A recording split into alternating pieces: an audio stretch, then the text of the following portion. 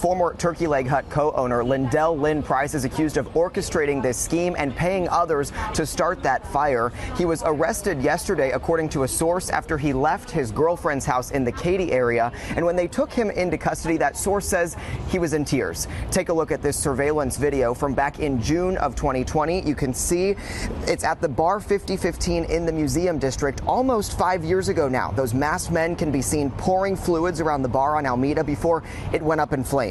It happened in the early morning then, and people nearby felt an explosion. This is the aftermath. You can see that building destroyed, pretty hard to recognize, and appearing to be a total loss. Buildings and homes near that scene also had damage. And according to the 3-count federal indictment just unsealed, Lindell or Lynn Price conspired and paid others to burn the place down, which was owned by his former Turkey Leg Hut co-owner and business partner.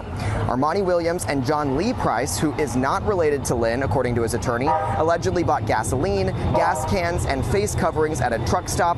They drove to the bar early that morning and started the fire, and then 3 minutes after the fire ignited, the indictment alleges that Lynn Price got a call that the arson was complete. He allegedly paid them later that day, and federal prosecutors allege this whole plan was for financial gain. So John Lee Price and Armani Williams have now been released from custody on bond, but Lynn Price is being held in federal custody. We did see him in the courtroom earlier today. He was handcuffed and shackled. We also saw his mother there trying to see what happened. She didn't want to say anything to the cameras as she left afterwards, but he will be back in federal court next week for a detention hearing. We'll find out what happens from there. And according to prosecutors, there are additional people who have been charged in this arson, this conspiracy. However, they have not yet been arrested, so tonight they have not been publicly identified.